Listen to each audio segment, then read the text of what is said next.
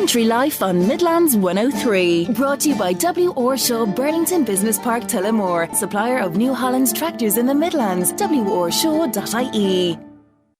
Now, good evening and welcome to Country Life here on Midlands 103. It's MJ Clery with you until 8 p.m. this evening, Wednesday 15th of April 2026. And unfortunately, another broken week since I was speaking to you last Wednesday evening. A lot of rain over the last couple of days. Ground conditions very challenging at the moment, and we are all just waiting for a spell of nice, dry, settled weather, with cattle being fed up and down the country, indeed the Midlands and indeed all over the country at this stage. And we are just hoping now at this stage that the weather will settle for us in the coming days and that we can have a prolonged dry spell.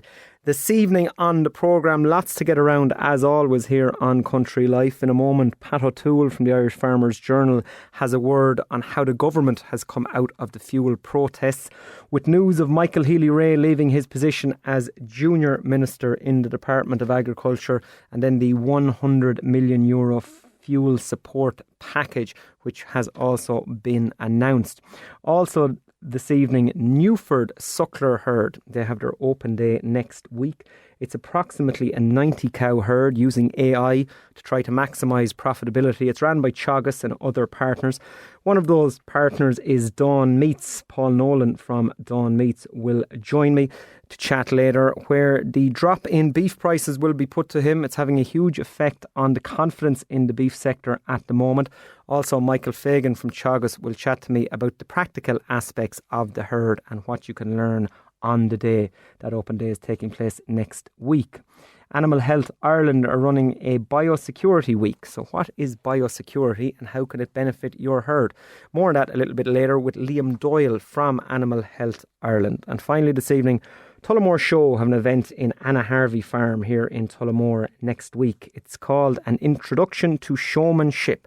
It's a great fun family day out, and it's all about getting children and people who may not be familiar with livestock in and about the ring and in and about livestock to show them the fun they can have if they get involved with showing cattle.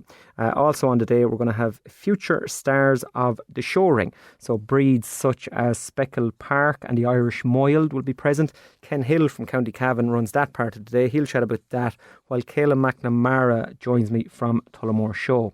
As always, text me or WhatsApp me 083 30 10 103. As I said at the outset, we're going to start with the big story of the last 7 days in agriculture, and indeed it involved every aspect of Irish life given the fuel protests. Pat O'Toole is going to speak to me now. As I said, Pat, it dominated the news over the last week.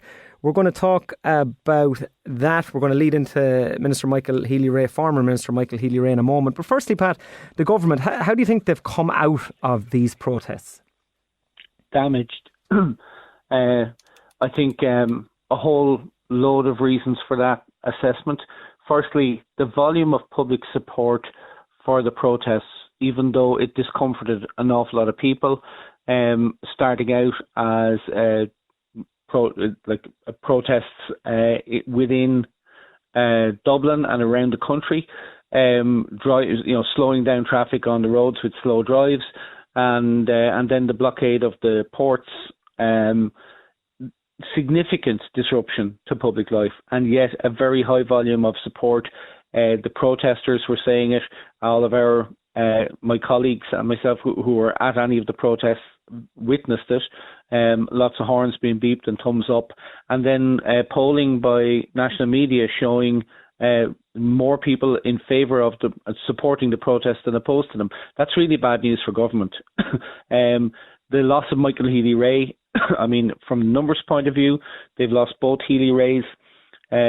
Michael was an extremely effective minister. People within the forestry sector were really happy with him. He had revitalised the sector, the huge work ethic, huge energy, a can-do approach to getting things done, brought a business-like approach to his portfolio, and he's a loss in that regard. And from the government's point of view, he was a very effective tack dog for them when they came under pressure from the opposition, especially on rural issues. People like Independent Ireland or Sinn Féin coming at the government over rural issues, and Michael Healy-Rae will go to bat. We saw it very visibly recently when the Larry Murren debate was going on in the Dáil, and it was Michael Healy-Rae who led the charge for the government, really. So, for that reason, he's a big loss. A lot of speculation as to why he left. Was it because he decided now is the time to bail from government? If so, that's quite a turnaround from the Larry Murren situation, which was only a few weeks ago.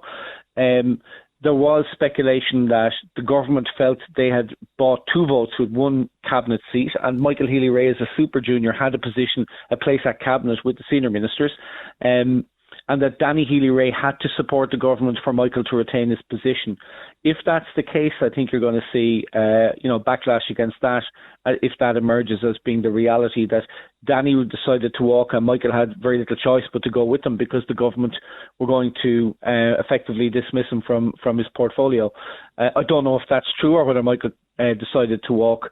But then today we've had the 3 youngest members of the Fianna Fáil parliamentary party very critical of government and of their own party and where it is right now. So for all those reasons, I think government's under huge pressure. Yeah, Michael Healy-Rae, I heard him speaking about his own constituency and indeed the people around the country akin to begging on the streets. And when he sees people begging, then he had to take action in relation to that. I thought that was quite a strong statement, wasn't it, Pat? It really hit home.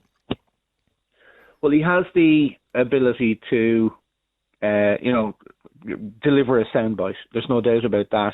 He's a very perceptive politician. The Healy-Rae empire, political empire, not the business empire, but the political empire has been built mainly by Michael. He is the architect, and they're a significant force. His son, Jackie, was operating as his political advisor, and was generally highly regarded as someone who was really effective in that role too. So we'll see what happens within the forestry sector. But after years of being the problem child in the Department of Agriculture, it had progressed, and there are fears now that progress will slow or stop.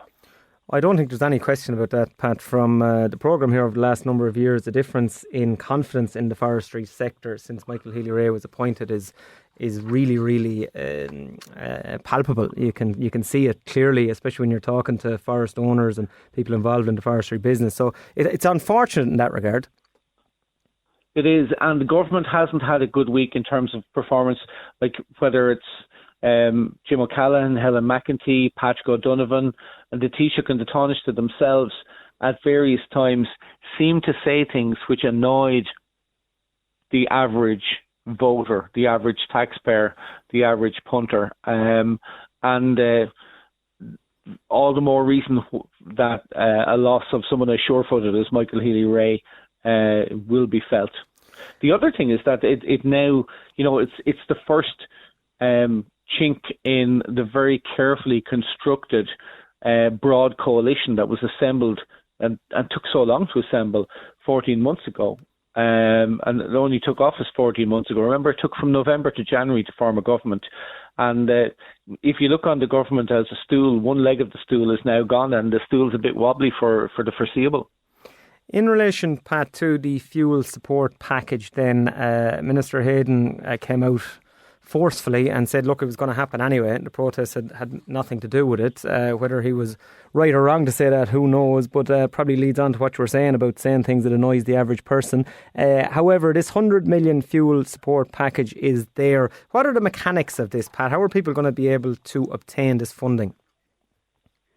So, I interviewed Martin Hayden yesterday, lunchtime, and he explained the mechanics of it. The first thing he said was that there was always, at the time that the first package was announced, which didn't deliver much for farming, it was made clear that was only an initial package, more would follow, and that it was always the government's intention to deliver more, and now they have. So there's 3 different elements to it. There's a further cut in excise duty of about 2.5 cents, and the foregoing of the increase in carbon tax, which was due to kick in on the 1st of May, so that's only a couple of weeks away now, and would have accounted for another 2.2 cents or so added onto the price of diesel. So that equates to about 7.4 cents that will not be that has come off what would have been the price from the 1st of May. And that's effective right now. The 20 cent a litre payment then will be based on the 2025 receipts and invoices that farmers have for the green diesel that they bought. And a scheme will be set up reasonably quickly to allow farmers to forward those invoices. The reason it's 2025 rather than 2026 is that the period that the support applies for would have to pass before the invoices could be submitted if it was 2026. So he admitted that some farmers will gain and some will lose out of that. But in the round, farmers will be, 1 year with another, will be using pretty much the same amount of diesel. It's a one-time only application. You apply once. You have to have a BIS number. You put forward the invoices and the payment will be forwarded. It's going to take some time for the package to be put in place and perhaps the money. We saw the tillage support announced in the budget and only delivered a month ago. So, these things tend to take some months. He wants to have it out in June or July, and Martin Hayden said that it'll be harder to construct the package for the contractors because there's no real definition around what a contractor is, so they're working on that at the moment, and they're working with contractors and with the FCI, the Farmer and Forestry Contractors of Ireland, to come up with that definition and roll that one out. Farmers and contractors use about 75 million litres a month at this time of the year of green diesel, out of a total of slightly over 100 million litres of green diesel a month. And contractors use half of that 75 million litres, about as much as farmers. And when you think there's over 120,000 farmers and only a couple of thousand contractors, you realise that this affects contractors much more than farmers. And the final thing he said is that he's going to talk to the banks this week, and he's going to ask for forbearance from the banks in relation to cash flow issues for contractors in particular, but also farmers, because farmers and contractors will have to pay for the diesel up front and then wait for this 27 cent. But his final point is that when you put all the elements of the support together, it amounts to €274 of support for a 1,000 litre tank of diesel. I suppose putting it all together, Pat, I'm looking at it here and saying it's definitely going to be a help. Is it going to be enough? Is it ever enough? I suppose any of these packages, are they ever enough? But what are contractors saying in relation to it? Well, the protesters, who are a subset of contractors, I suppose, are saying that the carbon tax has to go. A lot of the people who were on the protest were out in 2019 looking for the removal of the carbon tax. It's partly for financial reasons, it's partly on, I think, philosophical grounds, but it doesn't matter why. That's an adamant call, and Independent Ireland are standing with the protesters on that the carbon tax has to go, especially in a world where the point is being made where America has rejected the climate agenda, and it's not about, for many people, it's not about whether climate change is real or not, or whether those measures will help to address climate change. It's about, is there any point in a country like Ireland tackling climate change in the way we're doing and, paying a carbon tax when America is, going as hard as it can in the opposite direction? So there's that. And I think the other side of it is going to be around where will crude oil price go. If crude oil price settles, and there are some hopes again this week, that there will be some kind of an agreement between Iran and the United States, that would mean that the price will get no worse than it is now and maybe will come back again. But what some farmers and contractors were asking me over the last couple of days is, how is it that crude oil is currently around $95 to $100 a barrel over the last week, and yet diesel is green diesel was 170 and give or take, whereas the last time that crude oil was at $99 and $95 a barrel, green diesel was much lower, and it was around 135, 140, and that's a lot more than the carbon tax, which amounts to about 17.5 cents at the moment. So farmers are asking, why has the gap between oil prices and agri-diesel prices grown so much? And I think that's a question, we'll be looking at it in detail over the next few weeks in the Farmers Journal. It's a very legitimate question. And I suppose the other thing then for farmers, fertiliser prices are a focus, because fertiliser is quite expensive, and it's being fertiliser supplies and price are being compromised by the war in the Middle East and the lack of traffic through the Straits of Hormuz.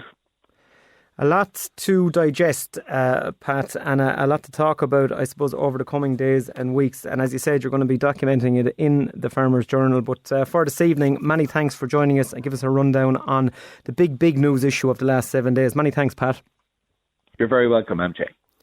Pat O'Toole there from the Irish Farmers Journal and the fuel support package. So there are the details of it, but it hasn't come into force yet. Going to be based on 2025's figures, and you can hear from Pat there just the amount of green diesel the contractors are using. It's going to be badly needed just to keep the wolf from the door for the contracting industry as we start into the busy season now in a few weeks' time. Coming up after the break, we're going to be talking about biosecurity on your farm. What is it? How can it help you? Liam Doyle is from Animal Health Ireland, and he's going to give us all the info in just a moment. Country Life on Midlands 103. With W.R. Shaw, family owned and serving the Midlands since 1982, we're Ireland's largest independent agri-dealer, specialising in New Holland tractors and parts. With over 40 years' experience, we provide top quality sales, service and support. Visit W.R. Shaw in Tullamore and Carlow or online at wrshaw.ie.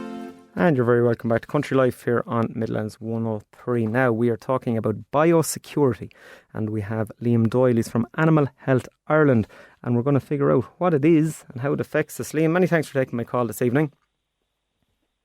Yeah, thanks very much, MJ, for the opportunity to talk about the new Animal Health Ireland campaign on biosecurity, which we've called Breed Success, Not Disease.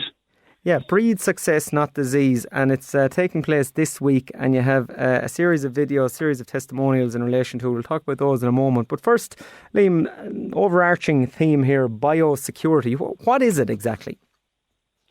Well, I suppose if you want to just, get as you say, an overarching idea of what biosecurity is, I suppose biosecurity is about doing everything that you can to keep disease off your farm. And also, apart from keeping out, that whole area of keeping disease off your farm, you also do everything you can to contain any diseases that may already be on your farm. So it sort of comes into those two areas in terms of what you're thinking about with biosecurity.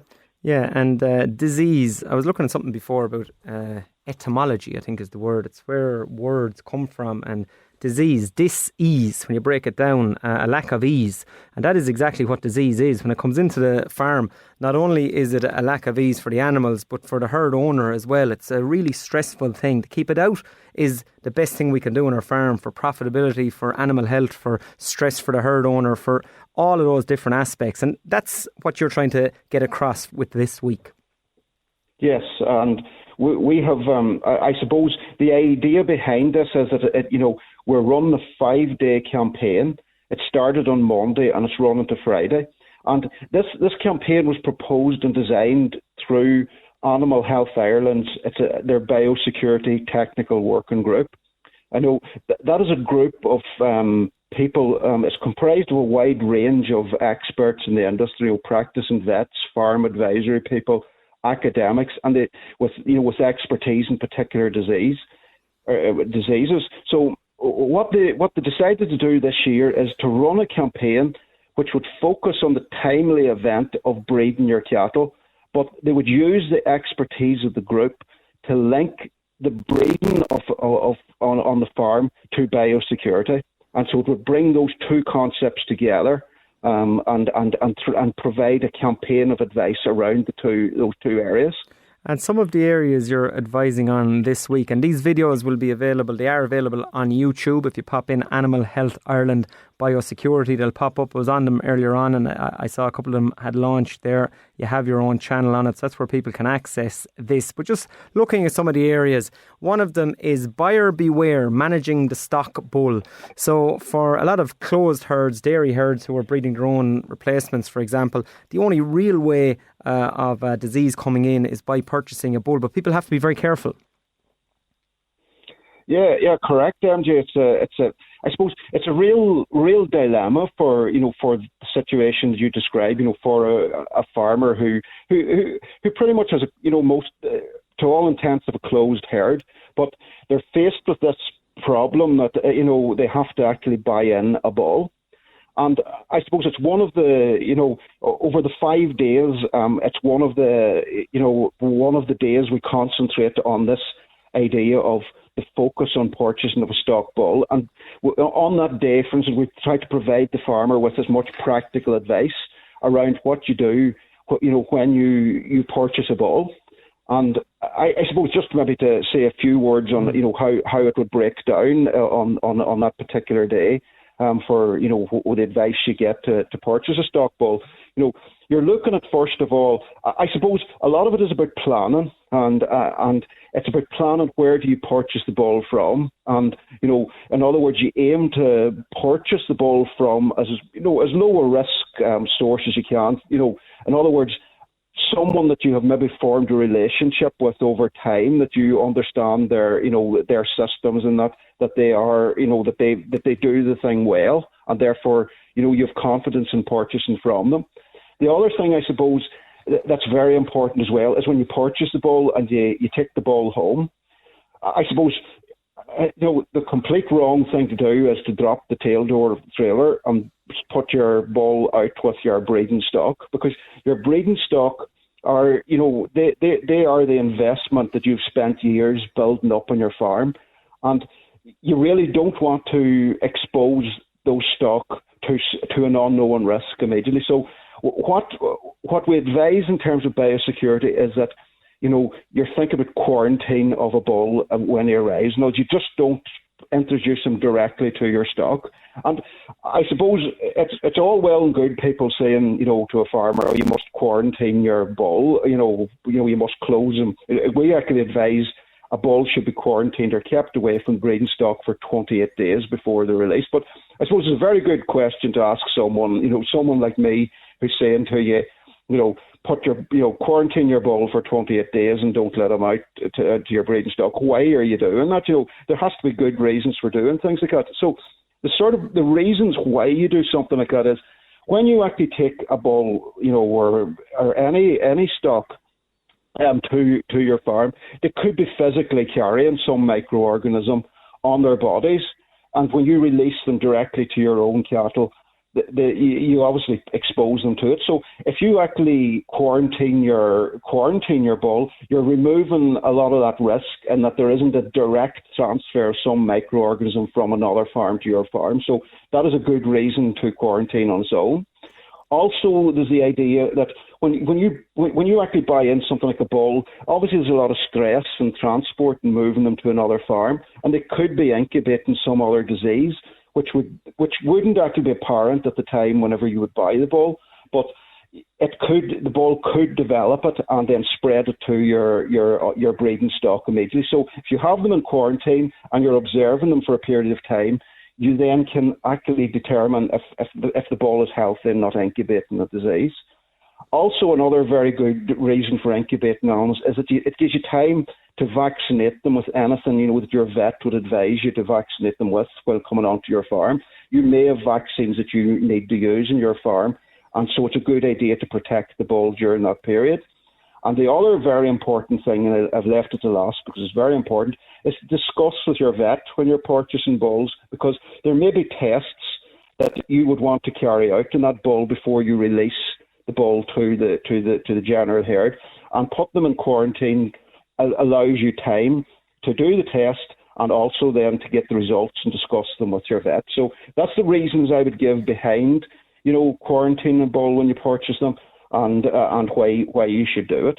Yeah, lots of really, really interesting information there, Liam. That's just one area. As I said, you have 5 different areas over the course of the week, and all the info is available on your YouTube channel. I'm just out of time, Liam, so I'm going to say many thanks for joining me here on the programme. But biosecurity, I suppose, it's something we all need to do to keep disease off the farm, and sharing it with us is a great insight into what we can do and the little things we can do. So thanks for that, Liam, and we'll speak to you again here on the programme.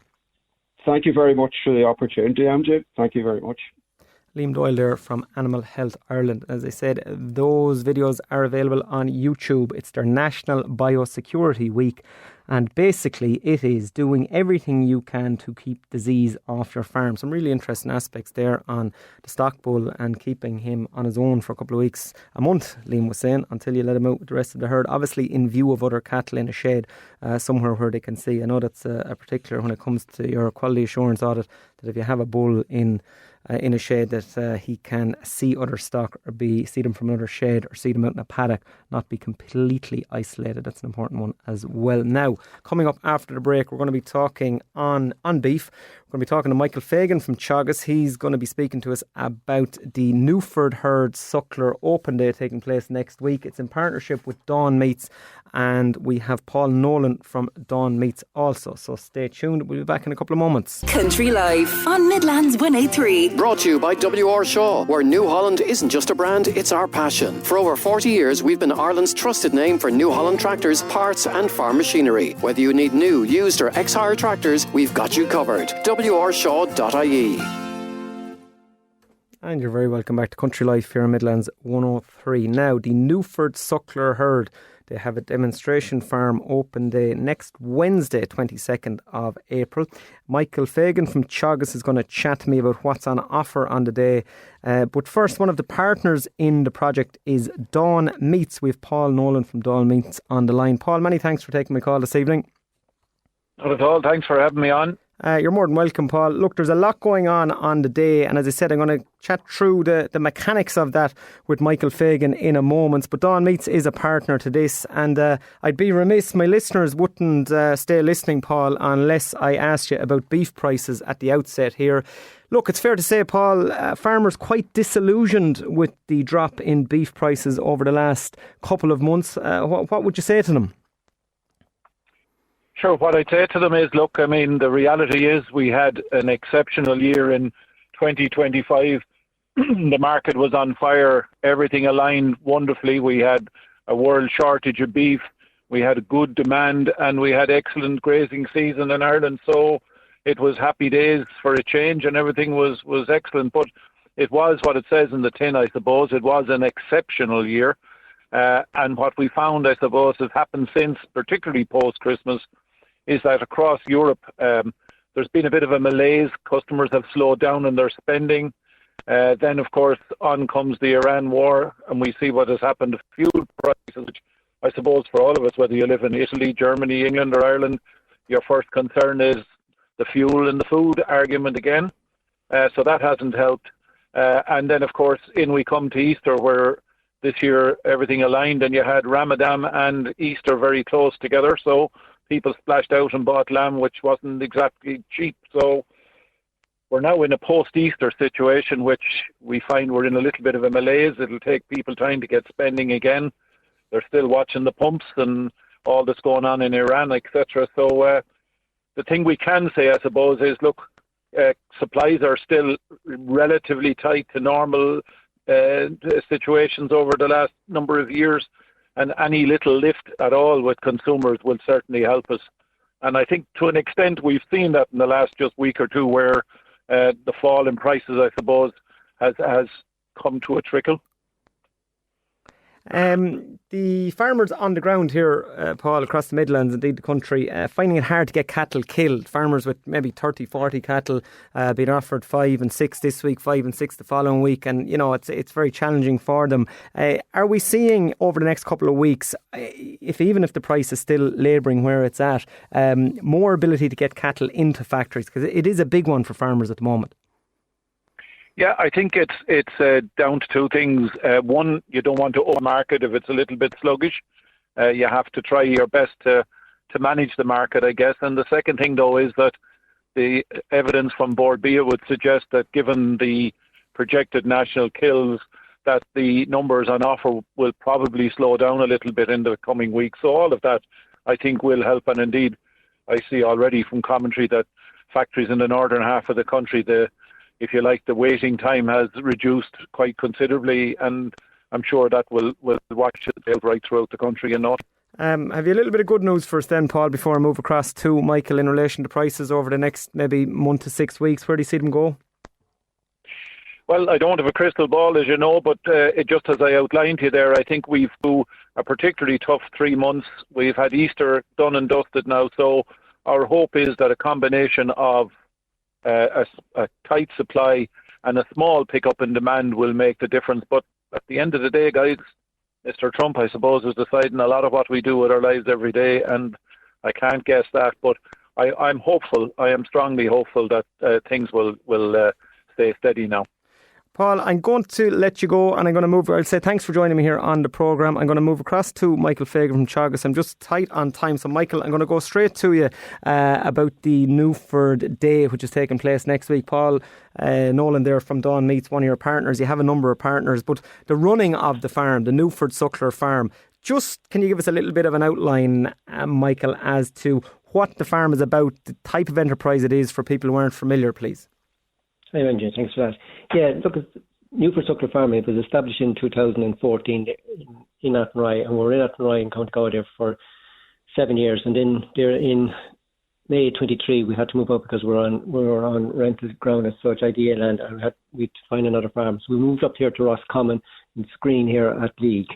And Newford Farm itself, look at it, it's a suckler to beef demonstration farm. We're in joint partnership, as you said there, with ourselves and Dawn Meats, with support with McDonald's. It's a farm manager and some casual labourers. We're running 90 cow herd here, and all our cows here are Anguses and Herefords and all bracks to dairy herd. It is a very much a handy type cow, but producing fantastic grade and finishing cattle early here. And all progeny that is born here in the farm is all brought to finish. And as I said, Newford itself, it's made up of 74 hectares. And it's made up, and in that, it's within 2 farms itself. One farm is just 47 hectares, and the other one is just over 20 hectares. Yeah, a couple of points, Michael, just on that. Firstly, your cow type, the fact that she's first crossed from the dairy herd is an interesting one, because you will often hear the hardcore suckler farmer say no to that they need to be twice removed at least from the dairy herd. So you're breeding AI. Tell me, what type of grades are you getting from the stock that's coming across then? You're right there with saying everybody thinks that first cross to the dairy herd is not able to deliver what the market wants. What we have here is all our animals are being finished off for the heifers just on for 2025. We're just finished on 21 months. We're R equals 3 equals grades.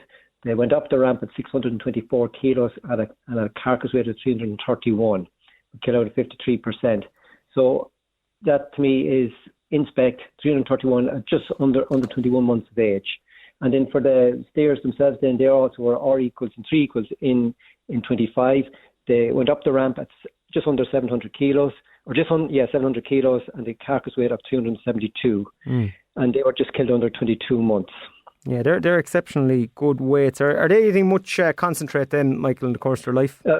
That's just when I'm actually on top with the grades there. When them type of animals, as I said, are equals, we still have a portion of U minus grades in that as well. And like everything else, that is, we would have the odd O minus in it. Those animals themselves, look at as from when they go in there for the final housing there, they would consume around €300 worth of ration sort of wood. Yeah, so let's say possibly in around a tonne, depending on prices. When we're talking about the R grade then, just really getting particular on this, if you have 90 odd cows, say percentage wise, what are we talking? We have a couple of U's, obviously, look, that's the top of the barrel, and then we have some O's at the bottom. Where percentage wise are we on R's? Yeah, if we say we sell 90 beef animals every year there, you will have about 80%, 80 of them will be R equals, R minus, R pluses, and then the other 10 then would have 4 or 5 then that would have made U minuses, and then 1 or 2 that would be O plus to O equal grades. Yeah, very good. So for those sort of cows, like those cows at the moment will be, as a standard at the moment out of the yard, are about 580 kilos. mature weight at 640. They're a very handy type and a very dorsal type cow for calving down to as well. The listeners may be saying now, look, this is fine, Teagasc Farm here, labour not a problem, so AI in these cows is going to be easy in comparison to how does the part-time suckler farmer go about, or even the full-time suckler farmer with a number of cows, how does he or she go about trying to AI suckler cows? So what would your answer to that be, Michael? Well, everybody thinks AI, how could you AI 100 cows? It must be impossible. But what we find here is it is very much a doable job. The farm manager here goes out with a reel and a few little white stakes, walks out to field. We run the cows in 2 bunches of 50s. You'll just put the white wire reel just around the individual cow, and maybe 1 or 2 others might come in along with the teaser bull and onto the roadways and straight down. There is absolutely no issues whatsoever. But again, one of the key points here, those cows are very quiet. They're first cross of the dairy herd, able to produce those fantastic grades as well, and they're very much a manageable farmer's type cow. We're all in kind of the rat race and running around, and labour is so scarce. Those cows really play their role to help the farmers from very quiet dorsal cows to manage. But it's not an issue. They'll reel them in, get them on the roadway, and up to go into the handling, up to the cabin, up to the crushing for AI. My last question for you, Michael, is, and look, I alluded to it with Paul earlier, price. At the end of the day, we can work as hard as we want and we can do everything correct on the farm, but unless we're getting a good price for our beef, then we have to scratch our head. And in relation to profitability on the Newford herd, since you've been started, obviously we know last year was that exceptional year, but year on year, how have you been doing? Year on year, so I'll just based on the 2025 Teagasc profit monitors, and you have to bear in mind too when I give those results, we're just 2 years up here in Roscommon, so hence we had to do a lot of reseeding, put in water trots and things like that. So some of our fixed costs and variable costs will be a little bit high. But we try and run the farm as a farmer's farm. It's no use if it's not being run as a typical farmer's farm. So our net profit for 2025 with subsidies based on the Teagasc profit monitor comes in at 41,000, and that does not include the BIS payment. So after the farmer working for his time here on the farm, it is 41,000 plus your BIS payment. So if I leave out the BIS payment, that's be working out at €553 per hectare that the farmers make, well, excluding the BIS payment. Yeah, well, it's very good, I suppose. But the 2025 was, as we said, it was that exceptional year. When we average it out, we have averages for. Yeah, and for 2024 then was more of a quieter type year, and we were after coming up here in Newford in 2020, Newford here at League 24. Our net profit per hectare was €430, and as I said. That was a year that just came up here in 24, but the year we left Athenry, we were €621 per hectare. And once again, I stress that does not include the BIS payment. So it just goes to show that we are able to make a profit without touching into our BIS payment. I could stay talking to you the whole evening, Michael, but I'm going to have to go because I have some guests at the end of the programme. A really interesting chat there, and it's going to be really interesting to visit the farm next Wednesday, 4 p.m. You're in Screen in Atlee, County Roscommon, and you're running through all of these steps on how to make your suckler herd more efficient, more profitable, and something for everybody there. I'm going to say many thanks, Michael, and also many thanks. Just to let you go, I know I'm rushing for time there, but we'll also have plenty of trade stands there where we'll have anybody can come, go to trade stands, look at all the AI people that will be there from Progressive Genetics to Bull Bank, Dove. So it's a golden opportunity just as you start your breeding season to come see what we have and then follow up with the trade standards there as well, just before we start breeding season. Very good. Next opportunity type of cow that we have here on the farm. Many thanks, Michael. Excellent stuff. And that is Michael Fagan and Paul Nolan there in relation to the Newford Suckler Farm. Shooting to a break really quickly, and I'll be back in just a moment with some news on the Tullamore Show. Country Life on Midlands 103. With W.R. Shaw. Looking for the best in farm machinery? We've been supplying top quality New Holland tractors and parts and providing service since 1982. Our expert team is here to keep your farm running smoothly with branches in Tullamore and Carlow. Visit wrshaw.ie today. And you're very welcome back to Country Life here on Midlands 103. Now, a nice fun event coming up in a couple of weeks' time, week after next, ran by the Tullamore Show, and it's in order to get young people involved. It's called the Future Stars of the Showring is the animal section, and Caleb McNamara is going to tell me what the part is for the youngsters. Caleb, tell me, who are you looking for and what's it called? So, MJ, right, this is the Intro to Showmanship. It's a training show. So it's what it is a day for the youngsters all across the country to come to Tullamore, down to Anna Harvey Farm. We have clipping demonstrations, washing and grooming demonstrations, halls for making, everything that's relevant to showing beef, cattle, pedigree stock, dairy stock. And that's what we're touching off on today. It's a real nice day. This is our third year to run it, and I suppose we're making it a little bit more special this year, being at the 35th anniversary of the show. Yeah, and the important one for this, Caleb, is this is aimed for youngsters who may have absolutely no experience in handling or showing cattle. So to get people involved, you can't even be from an urban area. You don't even have to be from the countryside. Everyone and anyone this is open to. Absolutely. Look, this is about bringing people out. Look, people are coming to shows, they're seeing how it's all done, and they're going home and they're asking, how can we get involved, or how can we start? This is the start for a lot of people. Come on, there's animals there, you'll see how it's done, you'll get to hold your calf or hold your animal, brush up a calf or a bull, or see how the dairy stock are dressed. It's a real inclusive day, and it's all about, getting people involved, and it's a really showing cattle is it's great, and it's to get everyone involved. 100%. Just hang on the line for me, Caleb, and I'm going to shoot across to Ken Hill. Ken Hill is in charge of Future Stars of the Showring, which is going to be on the day as well. Ken, what is this about? Tell me. Good evening, MJ. We're working away in conjunction with Tullamore Show and the introduction to showmanship and training situation. And what we do at the Future Stars is we take young animals out for their first day out for a training session for them, and the handlers more or less are experienced handlers, and they're bringing their animals out for the day. And the breeds of stock you have, Ken, is the interesting angle for people here who are interested in livestock, and indeed those who aren't, because some of these animals are really, really, really interesting to see. Name some of the breeds you're going to have on the day, please, Ken. The rare breeds we're actually taking out with us this time are the Dexter, the Mild, Speckled Park, and we have some Highland coming out that are trained as well, MJ. And then we also have Solaires, Cemental, and Blonde Aquitaine cattle coming to it, MJ.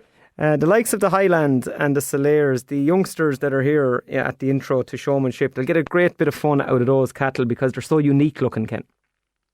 Yes, and along with the Speckled Park, then you have a bit of everything there, MJ, for them, and the colours and what they'll show, and hopefully they'll be all happy on the day, the animals.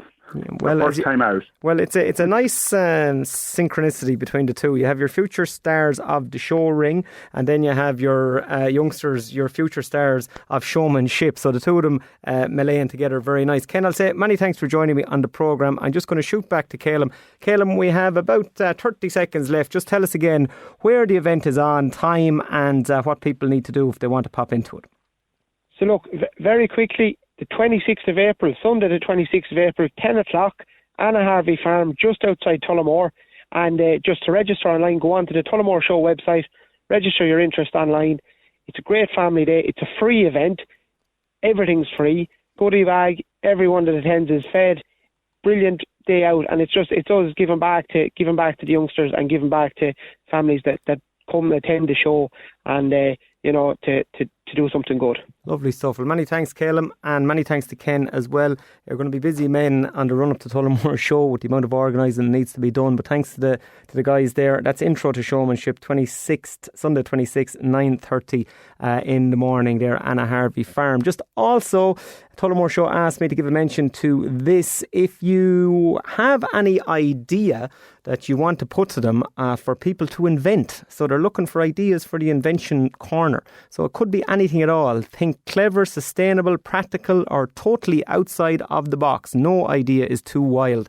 And pop your ideas into info@tullamoreshow.com. That's info@tullamoreshow.com, and somebody might pick it up and go off and invent it. Now, that is it for this evening's programme. I would like to thank all of my guests here who joined me over the course of the last hour. We started off this evening with Pat O'Toole from the Irish Farmers Journal, giving us an excellent rundown there of the fuel protests and the lack of confidence in the government, as Pat said, over the course of the last number of days, culminating there in former Junior Minister Michael Healy-Rae leaving his appointment and not supporting the government as of yesterday. We went on to Liam Doyle talking about biosecurity. So what can you do on your farm to make sure everything is nice and healthy? Loads of different options there. They're available on YouTube. The Newford Open Day is next week, and then we have that Tullamore Show Intro to Showmanship Sunday 26th. Thank you all for joining me this evening. Show will be repeated on Sunday morning at 7 a.m. through to 8 a.m. You can get us wherever you get your podcast. Type in MJ space Clery, Clery, and you can listen at your leisure. And we will be back with you in 7 days' time when, fingers and toes crossed, we have some nice mild weather, and I'll be talking to you about the lovely dry days we've had in the last week. Good night.